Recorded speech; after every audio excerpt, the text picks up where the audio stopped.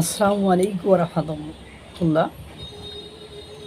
লাগছে রে ভাই, লাগছে। ওই যে আপনাদের মনে আছে যে কাদের কাক্কু বলেছিলাম যে এ কোটা বিরোধী আন্দোলনে দমন করবে ছাত্রলীগের নেতারাই।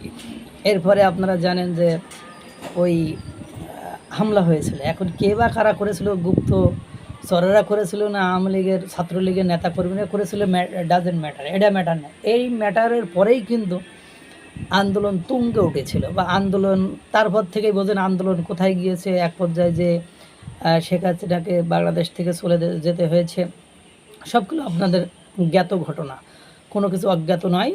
তারপরে একটু থিমটা বললাম এ কারণে, নগর ভবনে আপনারা জানেন ইশরাক হোসেন মেয়র শপথবাক্য পাঠ করানোর জন্য দীর্ঘদিন ধরে বা বিক্ষোভ করেছে এবং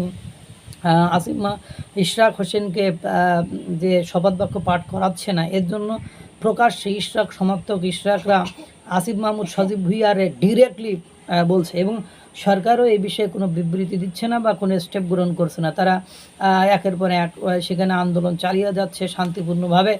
এখন মানে এই ঢাকাবাসীকে দেখে নেওয়ার হুমকি দিয়েছিল আসিফ মাহমুদ সজীব ভুঁইয়া। আজকে দুপুরের পরে মাস্ক পরিহিত কিছু পোলাপান এসে যেখানে ওখানে ইশরাকের যারা সমর্থক আছে তারা বলছে যে আসিফ মাহমুদ সজীব ভুঁইয়ার পেইড এনসিপির ছেলেমেয়েরা এসেই হঠাৎ করে অতর্কিতভাবে শান্তিপূর্ণ আন্দোলনে হামলা করে এদেরকে আমাদের নেতাকর্মীদেরকে আহত করেছে এবং তিনজনের অবস্থা খুবই শোচনীয় এবং করুণ। এবং ওরা যে এসেছিল তারা সকলে মাস্ক পরিধান করে এসেছিল এবং তারা ডিরেক্টলি বলছে যে এটা আসিফ মাহমুদ সজীব ভুঁইয়াই করিয়েছে। এখন কথা হলো, এটা নিয়ে দেখেন কতদূর গড়ায়।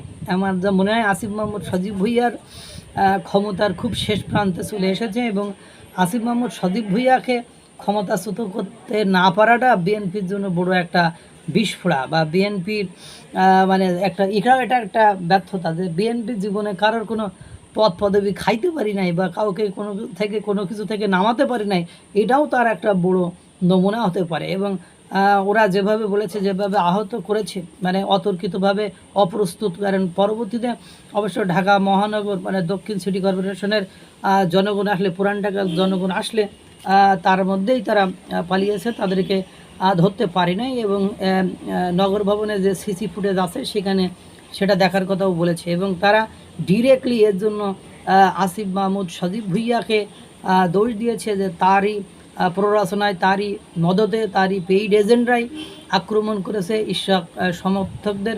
এবার হয়তো বা খেলা জমিয়া যাবে, দেখা যাক খেলা কোন দিকে যায়, আমরা দেখিতে থাকি। আল্লাহ তাআলা সকলকে ভালো রাখুক, সুস্থ রাখুক। আসসালামু আলাইকুম ওয়া রাহমাতুল্লাহ।